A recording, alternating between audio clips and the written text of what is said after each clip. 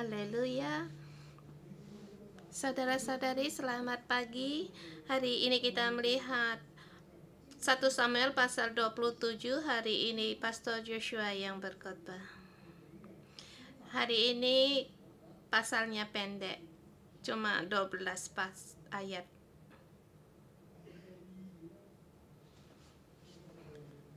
Tetapi maknanya sangat dalam sekali.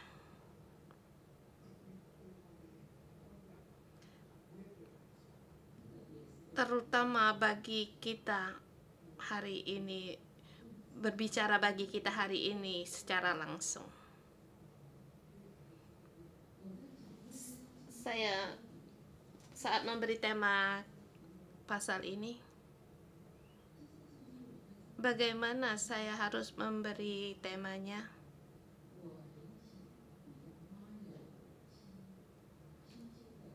Saya pengen dengan sederhana untuk memberi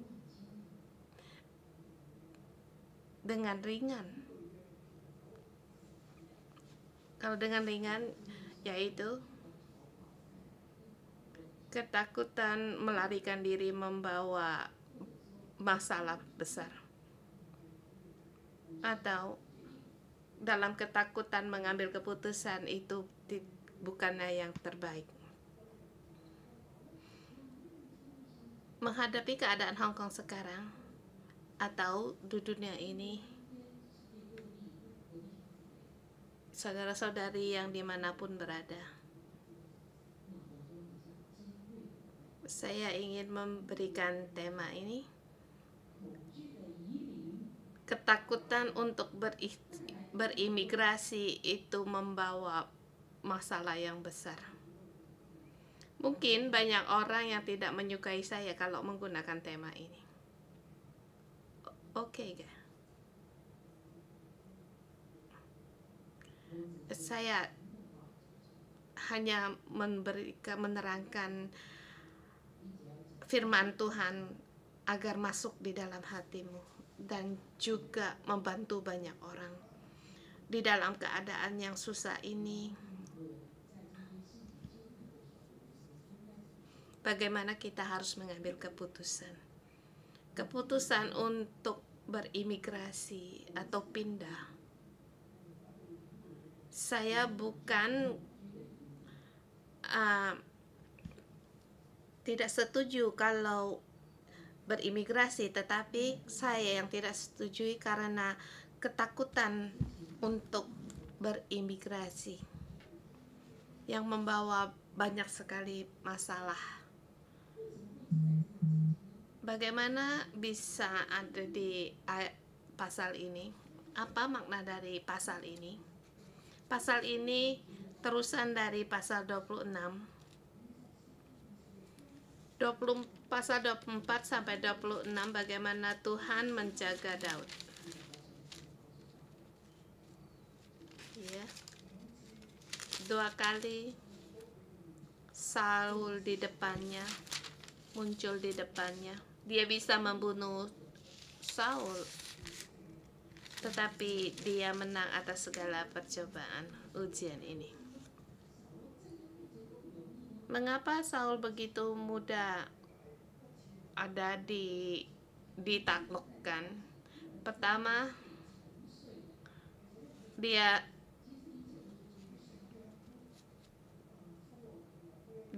diserbu orang Filistin. Kedua, dia dibuat tertidur nyenyak. Kita di sini kemarin melihat Tuhan membuat mereka tidur nyenyak. Di sini kita melihat bagaimana Tuhan melindungi Daud.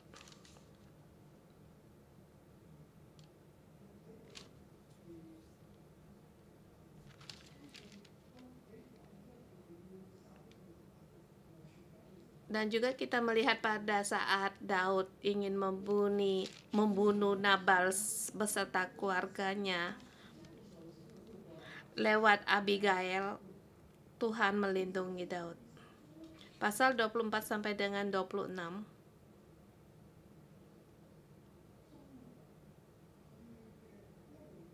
Melihat Saul, dia semakin merosot.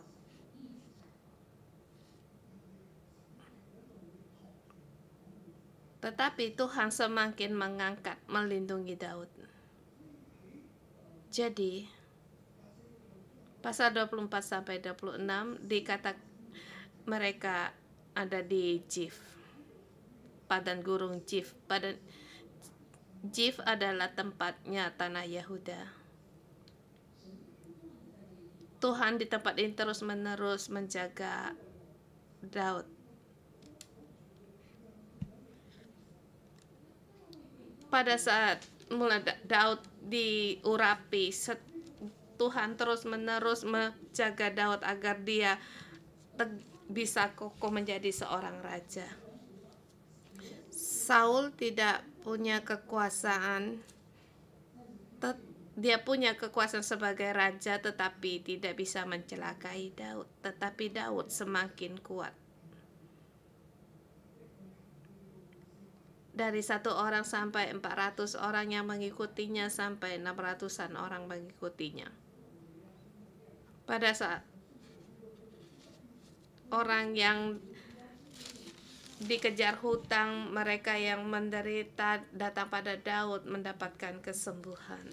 Melihat bagaimana Daud semakin diangkat.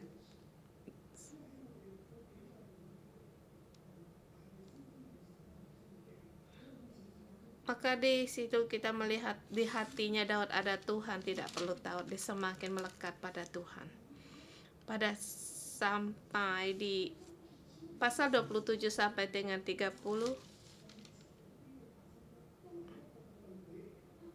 dari 27 sampai dengan pasal 30 bersama dari awal 20 yang depannya itu satu perbandingan. Dulu kita membaca ayat pasal ini tidak melihat jelas dengan kebenaran, mungkin karena belum matang masa dulu ya.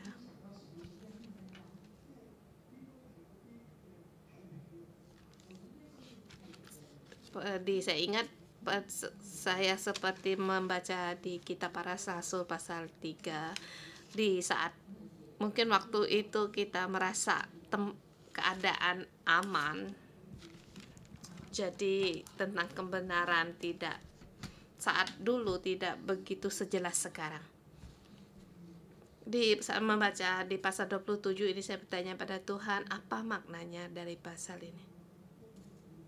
Jadi di sini di pasal 27 dan 24-26 adalah satu kesepadanan. Di pasal 27 sampai dengan 30 menerangkan bagaimana Daud dalam menghadapi bahaya, sangat bahaya. Di depan dikatakan Daud dengan setia, tetapi Saul begitu mengejar-ngejar dia. Saul semakin mencari mengejar Daud. Daud semakin kuat, sehingga rakyat pun hatinya ada pada Daud. Tetapi di pasal 27 sampai dengan 30 tidak terlihat lagi masalah yang demikian. Sepertinya Tuhan tidak berbicara lagi di sini. Saya melihat Saul tidak lagi mendapatkan perlindungan dari Tuhan. Tetapi di sini Daud, dia sebaliknya, dia memberikan hidupnya di tempat yang lebih bahaya lagi. Dulu berbahaya, tetapi sekarang lebih bahaya lagi.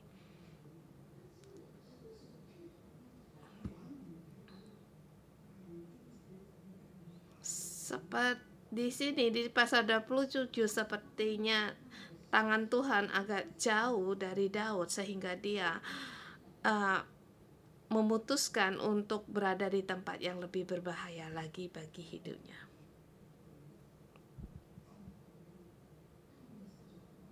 Daud tidak bisa melewati jalan ini. tetapi dia sanggup karena semua dari kasih karunia Tuhan. Pasal 27 sampai dengan 30 dimulai dengan demikian sampai dengan 2. Kalau di pasal 28 itu lebih jelas lagi. Mari kita melihat pasal 27 terlebih dahulu.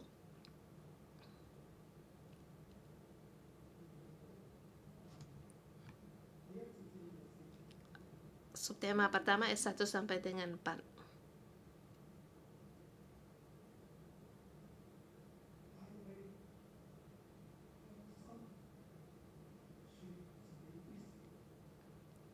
Daud berpikir dalam hatinya bahwa dia akan mati.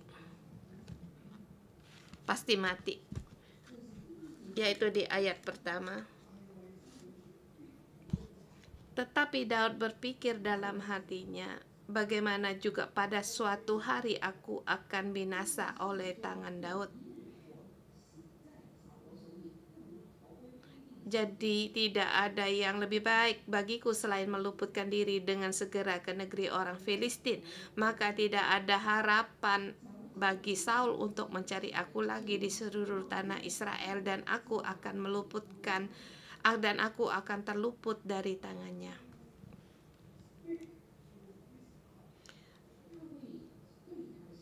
Daud berkata dalam hatinya,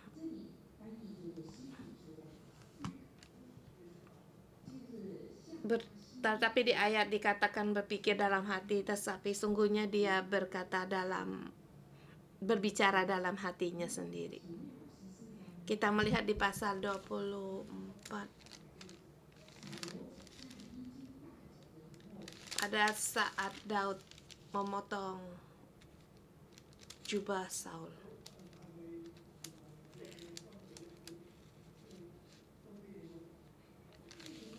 Daud bersama para pengikutnya, mereka sembunyi di situ.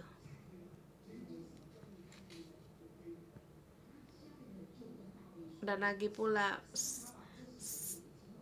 ini ada kesempatan Tuhan telah menyerahkan dia di tanganmu. Ini ada kesempatan. Tetapi di situ Daud memotong jubahnya. Di situ 24, di situ dikatakan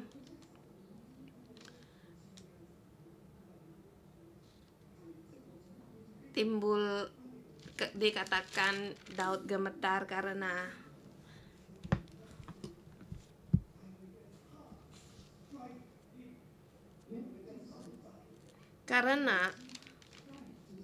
hatinya mencela hatinya sendiri, yaitu menegur hatinya sendiri. Karena Tuhan di dalam berbicara pada Daud di dalam hatinya, mendapatkan teguran. Hatinya Daud ditegur.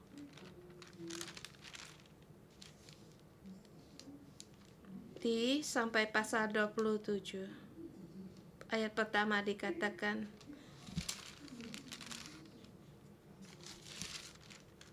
Daud berpikir dalam hatinya. Bukan hatinya yang berbicara padanya, tetap dalam hati Daud ada Tuhan, tetapi dia sendiri yang berbicara pada dirinya sendiri. Dikatakan suatu hari aku akan binasa. Saul pada suatu hari akan mendapatkan aku.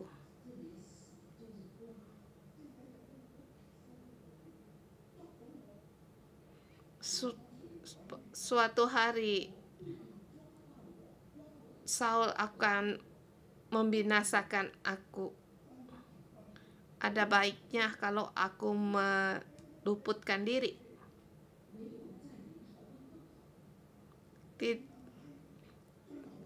Tidak ada yang lebih baik selain dari meluputkan diri, meluput dari tanah Yahuda. luput dari tangannya Saul.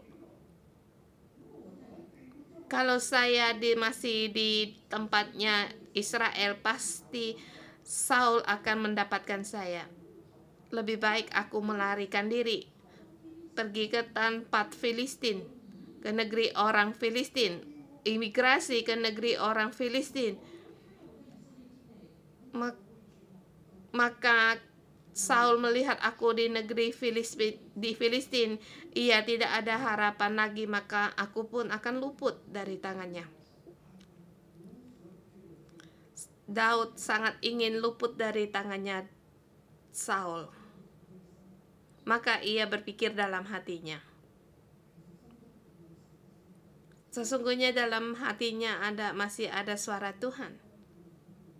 Suaranya lebih besar daripada suaranya Tuhan yang berbicara padanya.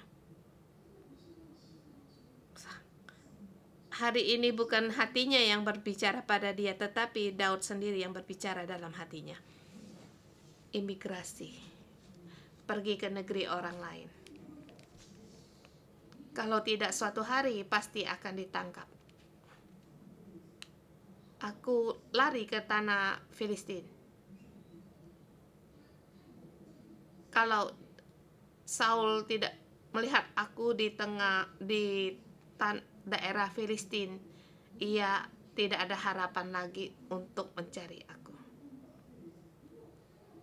Kalau Saul ingin menangkap aku, dia harus berperang pada orang Filistin. Maka aku di negeri orang Filistin aku aman. Apakah ini benar-benar aman? Tidaklah demikian, tapi hanya untuk luput dari tangannya Saul. Daud sangat takut.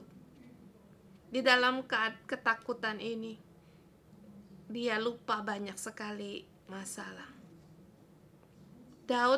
Saul memang ingin menangkap Daud. Tapi dapatkah ia menangkap Daud? Ada Tuhan. Tidak perlu takut. Dalam hati melekat terus pada Tuhan. Tidak ada satupun yang bisa mencelakakan kamu. Keadaan susah, ya itu memang benar. Kalau kamu berimigrasi ke tanah orang Filistin, apakah itu mudah? Lebih-lebih lagi sukar. Kembali ke tanah Israel, ada penjagaan dari Tuhan. Semua beribadah pada Tuhan, percaya pada Tuhan. Tapi di tanah Filistin, di situ mereka menyembah Allah palsu.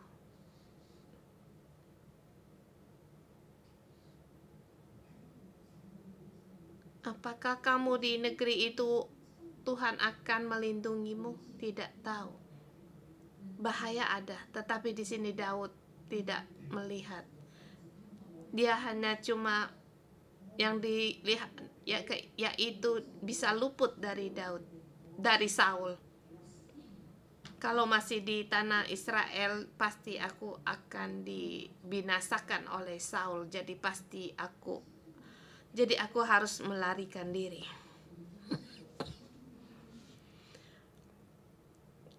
Hatinya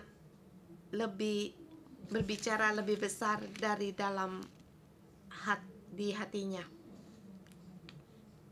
Samuel mengurapinya, Saul mengejarnya. Pada saat Samuel mengurapi, dia juga gemetar. Juga di tanah Bethlehem, semua orang juga takut. Pada saat mereka melihat Samuel, mereka pun bertanya, "Maukah ada bersamamu?" Di sini Tuhan menjaga Daud. Tuhan menjaga lepas segala bahaya. Tidak perlu takut. Sampai berjalan pada hari ini,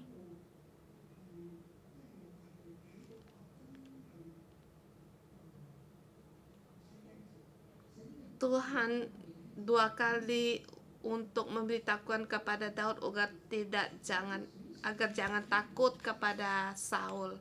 Saul akan mati di pedangnya. Tetapi Daud masih aja takut sama Saul. Jadi dia melarikan diri. Dia membawa segala orang-orangnya.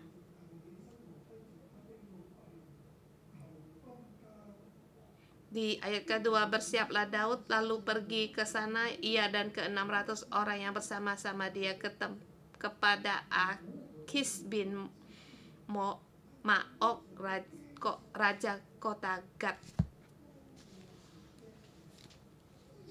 Di sini Daud lebih takut Saul daripada raja kota Gad. Apakah dia tidak takut pada Akis? Dia juga takut. Masih ingat pada waktu dia melarikan diri sampai ke tanah di kota Gad.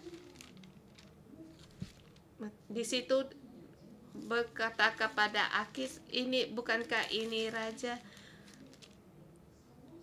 Apakah ini Daud yang dulu yang membunuh orang yang beraksa-raksa, Saul yang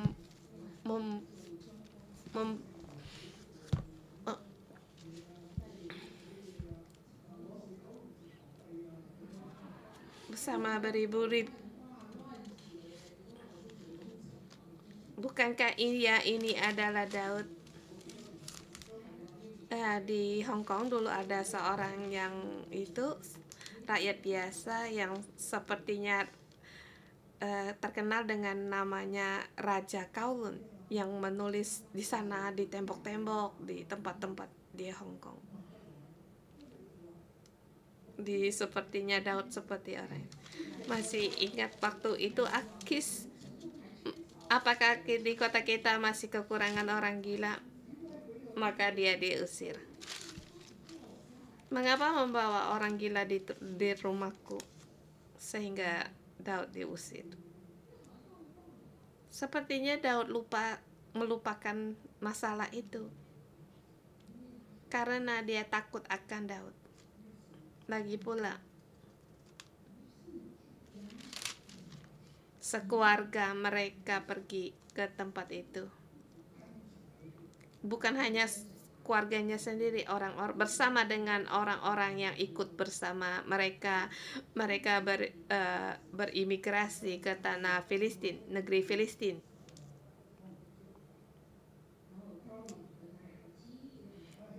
Dan juga di situ kita melihat di ayat 3 juga Daud bersama kedua istrinya, Ahinoam dan Abigail, bersama 600-an orang pilihan.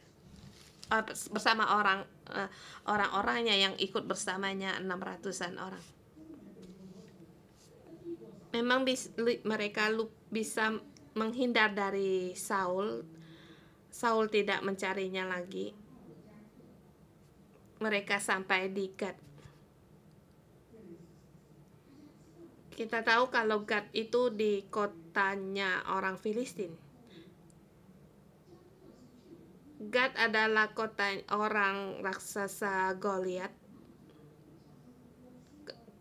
Kampungnya Goliat.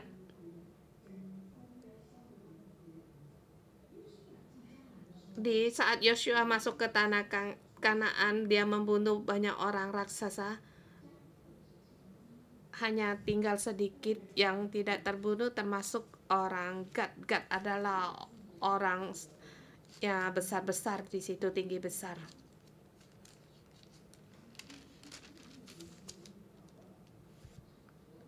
Daud sampai di sini merasa baik sekali karena orang-orang ini adalah musuhnya Saul dan juga penuh dengan orang-orang yang raksasa. Jadi Saul tidak berani untuk pergi ke situ.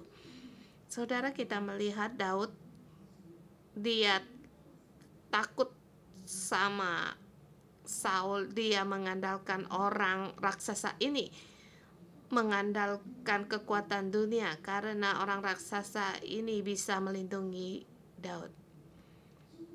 Tetapi walaupun di situ menghadapi bahaya yang sangat besar, ayat 5 sampai dengan 7. Daud sampai di Gad.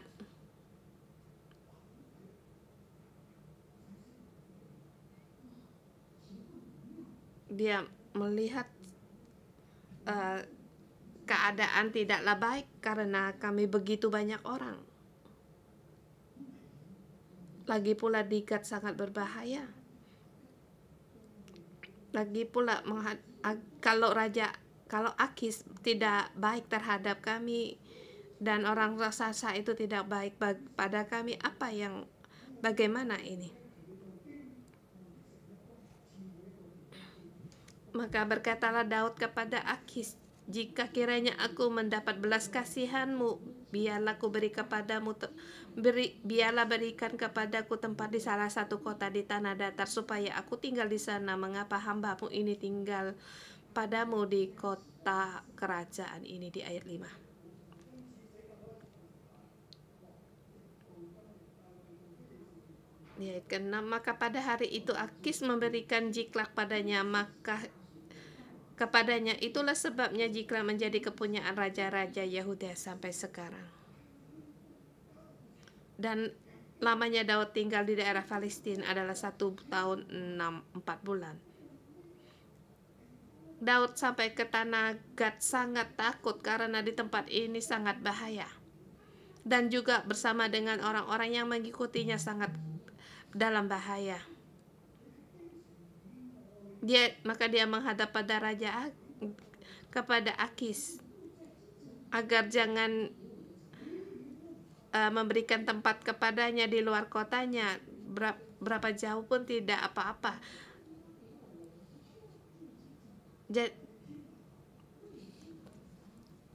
supaya tinggal di situ tidak menyusahkan mereka. Maka Akis memberikan Jiklak kepadanya.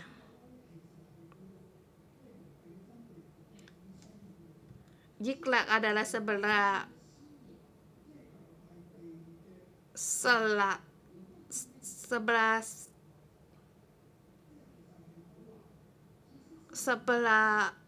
selatan dari Yehuda.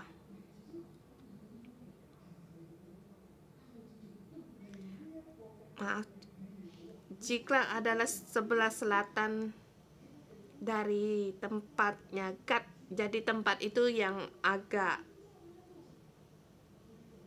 sunyi.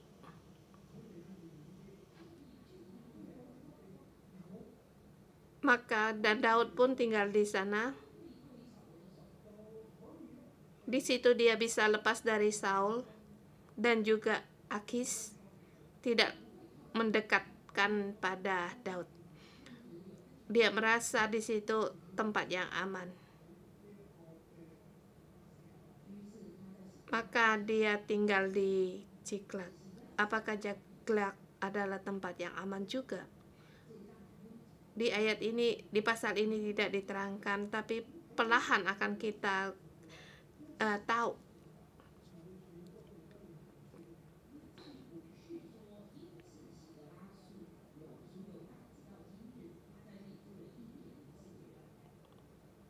Karena Daud tinggal di situ, maka Jiklak pun menjadi kepunyaan raja-raja Yehuda sampai sekarang.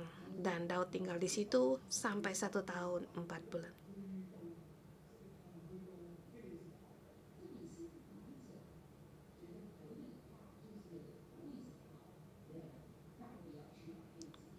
Di sini Daud tinggal di orang Filistin. Di dalam sejarah Jiklak adalah tempatnya Yehuda walaupun tidak diterangkan, tetapi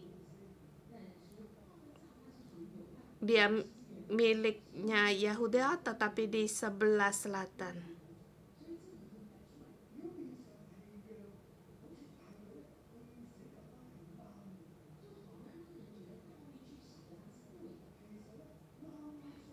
Jiklak Daud di situ sepertinya tepat pilihannya, tetapi itu tidaklah benar Karena di sini Daud dengan ketakutan mengambil keputusan dengan seketika. Di ayat 26 dikatakan di situ Daud tidak membunuh Saul.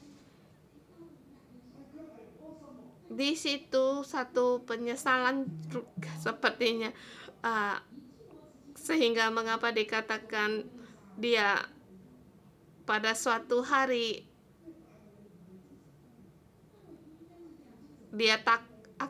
Saul akan membinasakan dia.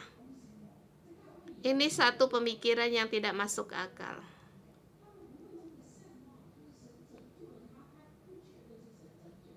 Tuhan telah menyelamatkan dia, tetapi merasa seperti Tuhan tidak menyelamatkan dia. Sehingga di sini dituliskan sampai dia diciklak, di situ ada tujuan. Tetapi pemikiran kita terbalik dari asal keadaan yang asal. Daud memang takut sehingga mengambil keputusan ini dan pergi ke negeri orang Filistin. Dan tapi akhirnya Tuhan juga memberikan kasihnya sehingga Ziklag menjadi tempatnya orang Yehuda. Tapi pada saat itu dalam keadaan yang sangat berbahaya.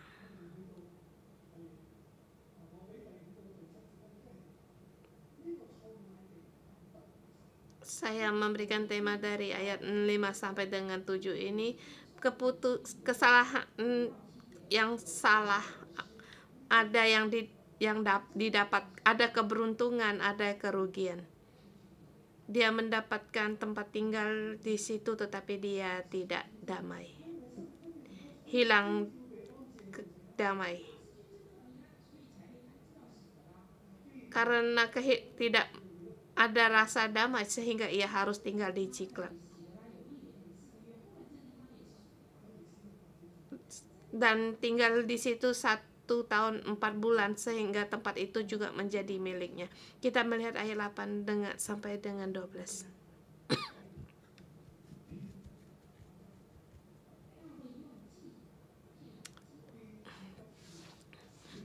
Daud berbohong agar Akis percaya pada dia.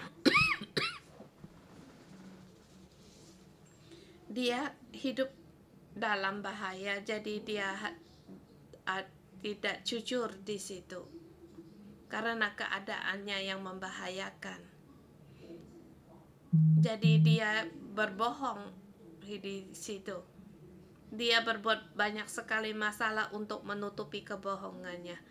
Karena itu sangat yang berbahaya sekali, sewaktu-waktu bisa ketahuan. Kita melihat di ayat ke-8, maka Daud dan orang-orangnya bergerak maju dan menyerbu orang Gesur, orang Girzi, dan orang Amalek. Sebab orang-orang inilah penduduk negeri itu yang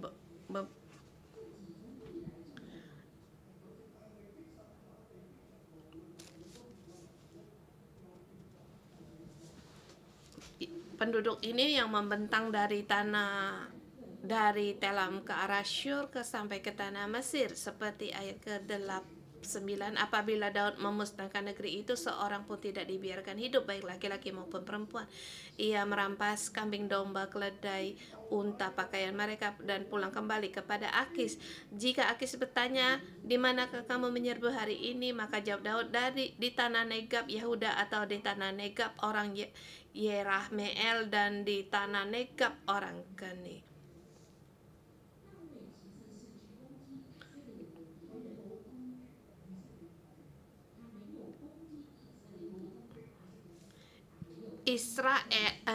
Daud tidak memang di tanah Israel menyerang di situ, di tempatnya orang Israel, tetapi dia yang diserbu itu adalah musuhnya orang Israel. Maka kalau saat Akis bertanya di mana menyerbu hari ini, dia berbohong. Di tanah Negab Yehuda di tanah Negab orang Yerahmeel di tanah Negab orang Keni, dan Akis pun percaya.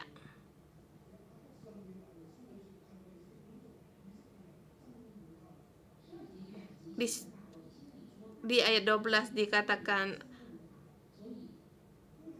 di ayat 11, Daud tidak membiarkan seorang baik laki-laki maupun perempuan untuk bawa ke Gad. Pikirnya jangan-jangan mereka mengabarkan tentang kami dengan berkata begini yang dilakukan Daud. Di sini Daud membohong kepada Akis. Sesungguhnya dia tidak menyerbu membinasakan orang Israel. Dia membohongi Akis. Di tempat ini dia terus berbohong. Pada saat dia menyerbu Gesur, orang Gesi dan orang Amalek, di situ dibinasakan seluruhnya. Karena di situ seperti yang dikatakan di ayat 11, jangan-jangan mereka mengabarkan tentang kami dan berkata begini yang dilakukan Daud.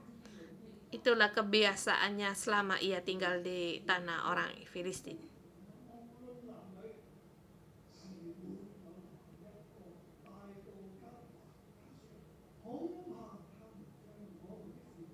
Di ayat 11 sangat jelas dikatakan Daud tidak membiarkan hidup seorang pun baik laki-laki maupun perempuan untuk dibawa ke Gad, sebab pikirnya jangan-jangan mereka mengabarkan tentang kami dengan berkata demikian yang dilakukan Daud selama ia tinggal di daerah orang Filistin.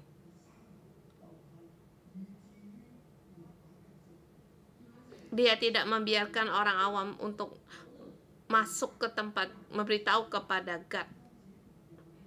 Bukan hanya agar agar Akis tahu, juga orang Filistin pun tidak boleh tahu.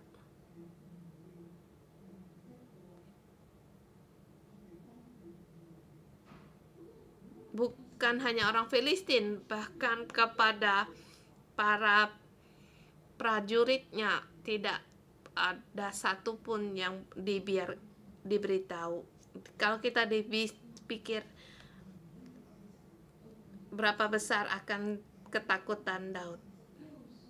Di sini dia membunuh musuhnya orang Israel, tetapi dia tidak boleh memberitahukan kalau itu musuh mereka, dan dia berbohong bahwa mereka itu adalah orang Israel. Makanya di situ mereka di tempat itu semuanya dibinasakan, satu pun tidak ditinggalkan, dan tidak boleh satu pun orang yang tahu akan masalah ini. Mengapa Daud berbuat demikian? Mungkin kamu bisa bertanya, kalau Daud tidak maju berperang, itu ada baiknya. Dia tidak usah pergi ke memerangi orang Yahuda atau menyerang musuhnya orang Yahuda. Mengapa harus berperang? Di Ziklag makan apa? Kalau tidak berperang, tidak makan, tidak merampas, apa yang bisa diberikan kepada mereka makan? Lagi pula tempat itu tempat yang sunyi. Pasti harus dengan merampas, berperang untuk mendapatkan. Perlu makanan untuk memberi makan kepada begitu banyak orang. Dan kedua, mengapa harus berperang? Untuk memberitahukan, memperlihatkan kepada Akis bahwa aku adalah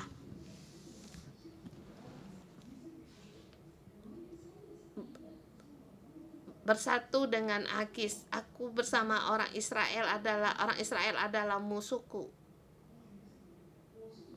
Memberitahukan kepada Akis bahwa membuktikan bahwa aku adalah yang menyerangi, adalah musuh orang Israel.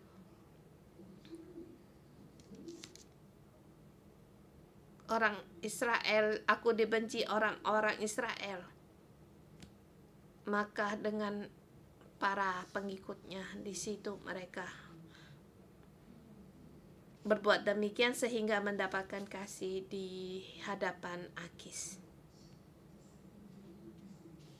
Maka selama dia tinggal di situ 1 tahun 4 bulan dia harus berperang, walaupun di situ sangat bahagia agar orang melihat. Tetapi di sini pada dia berbuat demikian, kalau orang lain tahu, dia sangat berbahaya.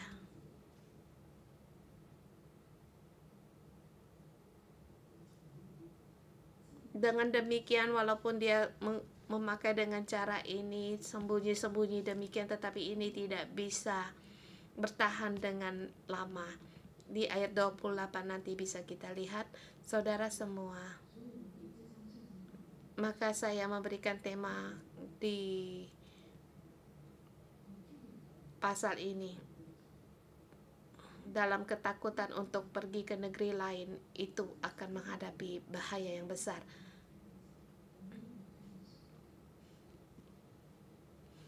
Di sini adakah kita melihat Tuhan, Daud mengandalkan dirinya sendiri. Dia berbicara pada dirinya sendiri. Dia tidak mendengar suara hatinya lagi. Tidak lagi mendengar suara Tuhan yang ada di dalam hatinya. Dia tidak mendengar karena ia dikuasai oleh ketakutan dan melarikan diri. Bagaimanapun harus meluputkan diri. Kalau tidak pergi meluputkan diri, akan binasa. Tetapi dia pergi ke tempat yang lebih bahaya lagi. Harus tinggal dalam kekerasan, perampasan, dan kebohongan. Dia di Ciklag di tanah Filistin, apakah tidak takut? Dia sangat takut. Itu adalah tempat orang-orang penyembah berhala, tempat orang asing. Tempat ini bukan miliknya. Dia di situ tinggal. Harus mengandalkan dengan kekuatannya sendiri. Saudara semua, kita harus ingat, kalau kamu takut seperti Daud, tidak apa-apa. Karena kita sebagai orang juga harus berusaha. Tetapi ketakutan, pada saat Daud berbuat demikian, Tuhan padanya sangat jauh. Di sini Tuhan tidak berbuat apa-apa. Boleh dikatakan Daud terlepas dari pelindungan Tuhan. Bagaimana masa lalu Tuhan melindunginya di daerah negerinya Israel. Sekarang di tempatnya orang asing. Apakah Tuhan akan melindunginya? Kalau kita melihat di sini ada. Karena Tuhan mengasihinya. Tuhan berbelas kasihan, beri kasih karunia-Nya kepadanya. Tetapi apakah dia mendapatkan satu pelindungan yang sangat besar? Tidak. Saudara, kalau kita sekarang menghadapi untuk pergi ke negeri orang lain, sebagai pastor, saya bukannya tidak setuju untuk kalian pergi ke negeri orang lain, tetapi saya yang tidak setuju karena ketakutan kalian pergi ke negeri orang lain, berimigrasi ke tanah orang lain. Tidak perlu. Tuhan yakin Tuhan bisa menyediakan. Tapi kamu boleh pergi ke negeri orang lain, tetapi jangan dengan karena alasan ketakutan, tapi dengan tujuan yang lain. Kamu percaya dimanapun Tuhan berada. Di sini ada gereja 611 di tempat lain belum tentu ada. Di sini kita mengalami kebersamaan Tuhan. Mungkin kamu bisa berkata lewat di online juga bisa. Ya, boleh. Saudara yang di online, beri semangat. Tetapi sering-sering kalian juga harus datang untuk menjenguk kami. Tetapi yang saya maksudkan, kalau kamu takut, kamu mendengar suara ketakutanmu dan mengeluarkan kata ketakutmu, kamu melarikan diri, masa Tuhan mengikutimu untuk melarikan diri? Bagaimana tanggung jawabmu kepada Tuhan? Kamu mendengar Tuhan atau mendengar suara ketakutanmu? Mendengar suara ketakutan, kamu akan lepas dari perlindungan Tuhan. Tetapi Tuhan terhadap seseorang yang tidak percaya kepadanya, seperti Daud di saat ini, Tuhan terlebih dahulu telah melindunginya, seperti di pasal 24 20 sampai 26, dia perlindungan Tuhan. Walaupun dia di hadapan Saul main kecapi, dia dilemparkan tombak, mungkin satu tikaman bisa mati. Sekali lemparan tombak, langsung bisa mati. Tetapi di situ memberi seperti penjaga di situ, bagaimanapun lepas dari tikaman, satu helai rambut pun tidak terkena pada Daud. Tetapi di sini Daud lupa akan perlindungan Tuhan terhadapannya, dan juga bukan menjadi dia tidak memikirkan sebagai pemutusan yang terakhir darinya. Yang dipikir, kalau bagaimanapun juga nanti, kalau dalam demikian aku akan binasa di tangan Saul. Dengan demikian dia melarikan diri. Kalau kita demikian, apakah terus Tuhan akan melindungi kita? Walaupun dan akhirnya di situ pergi ke tempat yang lebih berbahaya lagi, mengandalkan diri sendiri, dengan juga di sini mengambil hatinya Akis. Di situ dia memohon agar Akis memberikan belas kasihan kepadanya. Saudara-saudari semua, kita boleh pergi untuk berimigrasi ke negeri orang lain, tetapi kita bukan karena ketakutan untuk pergi ke negeri orang lain.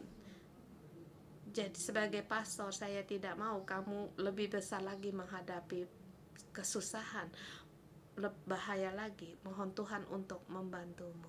Amin.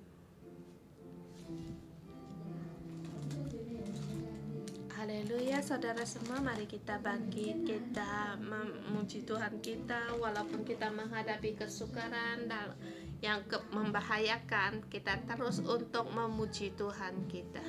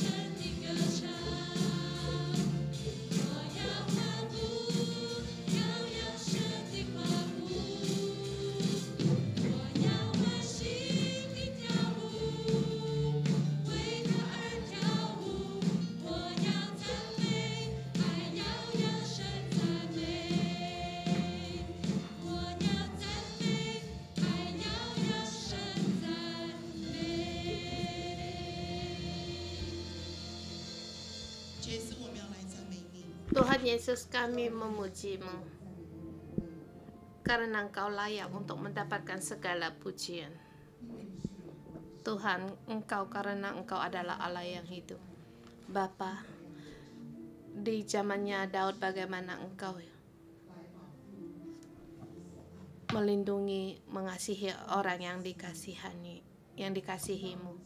Tuhan, sampai saat ini Engkau juga masih sama. Kasih karunia-Mu, anugerah-Mu, belas kasihan-Mu, kasih sayang-Mu tidak pernah berubah. Tuhan, kami berterima kasih pada lewat ayat-ayat hari ini Engkau membawa Daud di hadapan kami. Ayat mengatakan Daud berpikir dalam hatinya sendiri. Di situ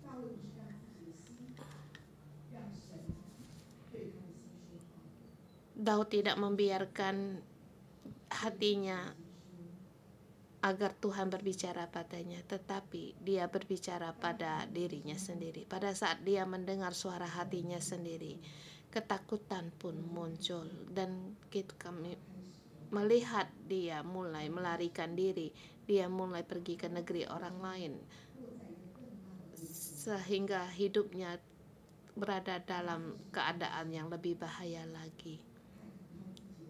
Dia tidak mengandalkan Tuhan, dia mengandalkan ketakutannya dan mengandalkan keputusannya sendiri, mengandalkan para pengikutnya, mengandalkan dengan kebohongannya, sehingga timbul lebih besar lagi kebohongan di dalam hidupnya. Dia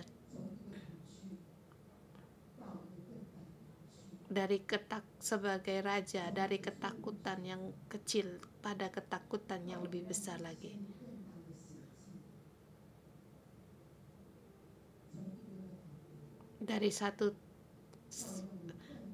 Dari kata berbohong sedikit, lebih besar lagi kebohongan yang lain.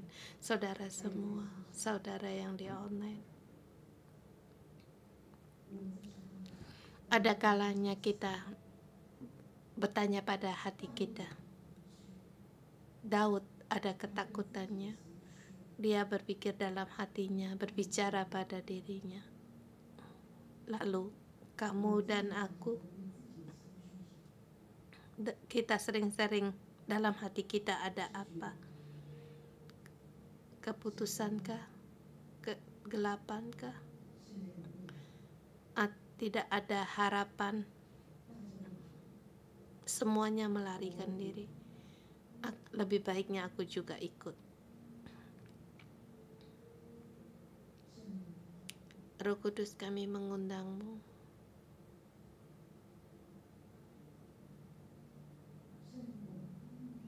Roh Kudus, kami menyambut-Mu.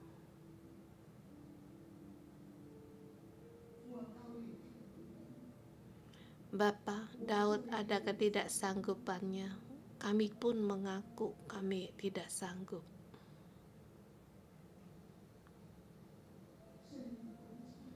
Roh Kudus, terangilah kami. Kami sering berkata pada diri kami sendiri. Kami sering-sering berkata, aku bodoh, aku tidak berguna, aku orang kecil, Tuhan tidak terlihat oleh Tuhan.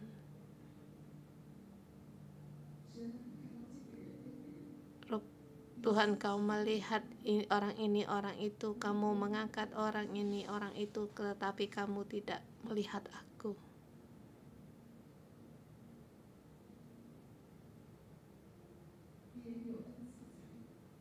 Orang lain punya karunia, punya talenta, lalu aku pun tidak memiliki apa-apa. Orang memilih untuk pergi ke tempat yang lain. Dan kalau aku pun punya uang, aku pun akan pergi melarikan diri ke tempat orang lain.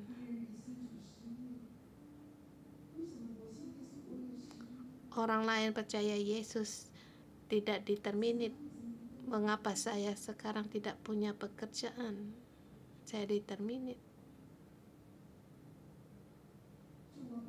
Tuhan, anak-anak orang lain mereka saleh. Anak-anakku di mana? Pernikahan orang, rumah tangga orang lain sangat harmonis. Aku Tuhan, apakah kamu pilih hati?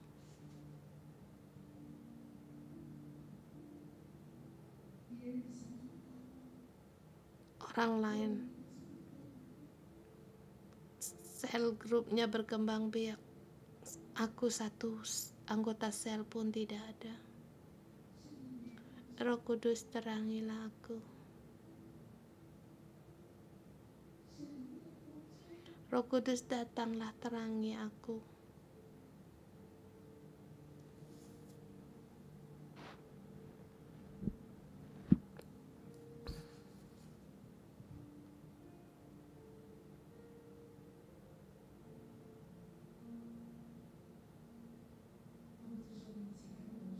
Saudara semua, mari kita berdoa pada Tuhan. Daud punya ketakutannya sendiri dan punya kesalahannya sendiri mengambil keputusan sehingga dia berada dalam lebih bahaya lagi dan ketakutan lagi. Kamu dan aku, apa yang ada dalam suara hati kita, apa yang kita takutkan, kita berdoa pada Tuhan. Kita bawa di hadapan Tuhan, kita beritahu pada aku tidak mau hidup dalam ketakutan lagi dan mengambil keputusan yang salah. Aku tidak mau dalam ketakutan, aku menipu. Dalam ketakutan aku tidak mau mengambil keputusan yang salah lagi.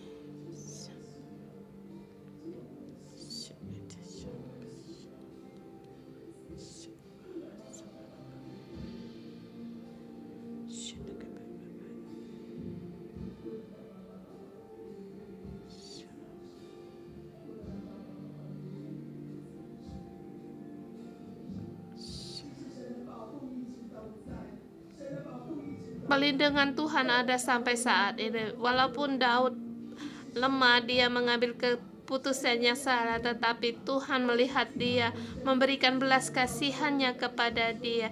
Kita berdoa pada Tuhan. Tuhan, aku percaya, aku terpercaya.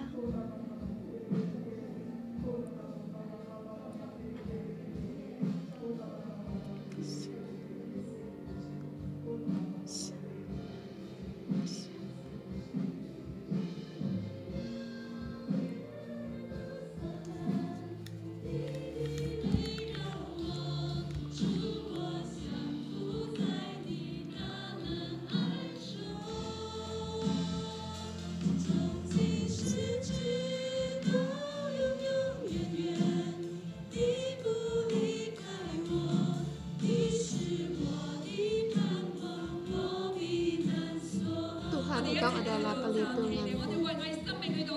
Mari kita bersama untuk memuji Tuhan kita. Katakan, Tuhan, aku mau terus untuk mengikuti dan percaya padamu.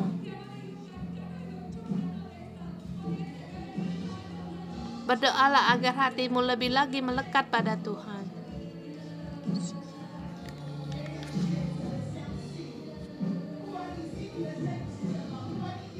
Kita pilih untuk percaya. Walaupun di dalam hatimu begitu banyak melihat seperti tidak harapan, tetapi aku memilih untuk percaya dan melekat pada Tuhan. Menang atas segala ketakutan yang ada di dalam hati kita.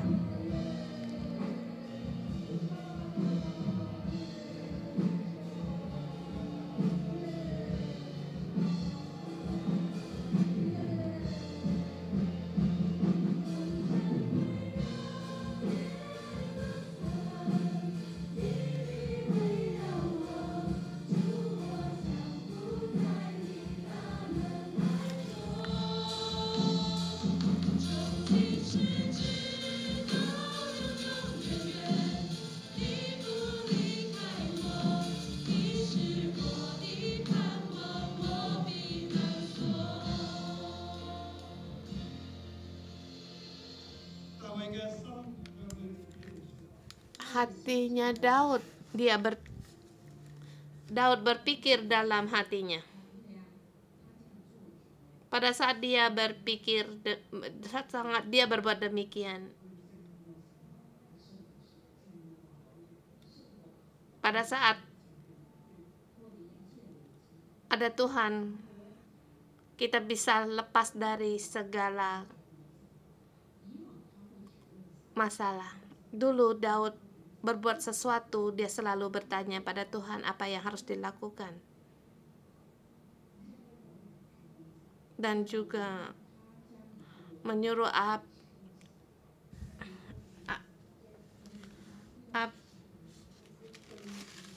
Abiatar untuk membawakan efodnya kepadanya, bertanya pada Tuhan. Tetapi di pasal 27 ini dia ketakutan.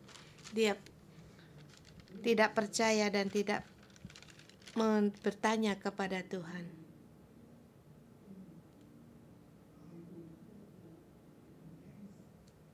Ketakutannya membawa dia sampai tidak mendengar pada Tuhan. Dalam keadaan yang demikian, saudara semua, kita harus meneliti kita sendiri. Apakah ketakutan kita kuat sehingga membuatkan kita tidak mendengar pada Tuhan, atau kita terus-menerus menggunakan ketakutan kita lebih besar daripada suara Tuhan. Kita pejamkan mata.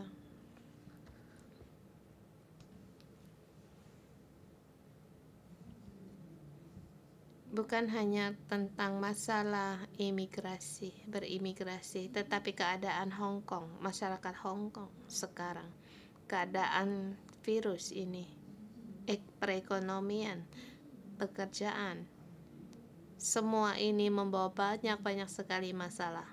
Lagi pula, sehingga menimbulkan keretakan dalam rumah tangga, dalam keluarga. Dua keturunan tidak akur, suami istri tidak akur, dan dalam menghadapi masalah saling melemparkan satu dengan yang lain. Kita ditekan oleh masalah-masalah yang ini, ditekan sehingga tidak bisa untuk bernafas, hidup dalam ketakutan. Kita sesak. Terangnya Roh Kudus menerangimu, menerangi hati sanubarimu pada saat ini. Lihatlah terangnya Tuhan yang terus menyelusuri hatimu, sehingga kamu semakin kuat. Tuhan berbicara padamu di hatimu. Tuhan saat ini memberikan karunia-Nya kepadamu, agar kamu tidak mendengar akan suara ketakutan. Memberi karunia untuk kamu mendengar suara Tuhan. Tuhan menerangi hatimu, di dalam hatimu, mengeluarkan kata-katanya, firman-Nya, agar engkau percaya, maju ke depan, berjalan terus maju ke depan. Tidak perlu takut akan ditolak orang, tetapi kamu terus berjalan pada kebenaran Tuhan. Dengan alamiah, di situ ada perlindungan Tuhan. Tuhan dengan iman terus maju dalam rencana Tuhan yang telah disiapkan bagimu. Seperti Daud pada saat dia diurapi, sampai dia di tanahnya Mispa, dia lepas dari tangannya Saul. Tuhan menyertainya.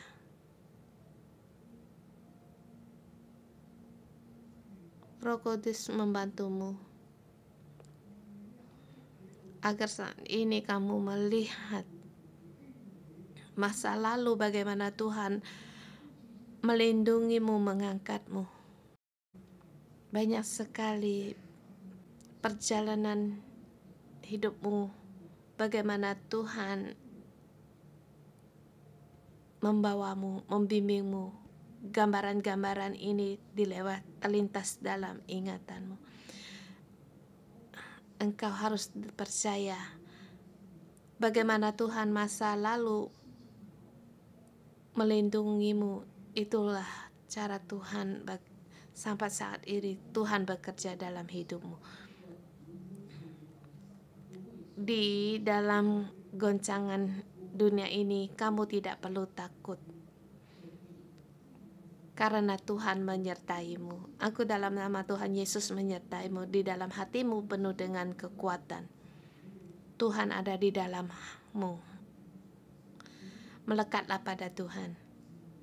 Kamu tidak akan tergoyah, penuh dengan damai. Mohon Tuhan memberkatimu, memimpinmu dalam nama Tuhan Yesus Kristus. Amin. Kita berikan segala kemuliaan bagi Tuhan. Kita ketemu lagi besok.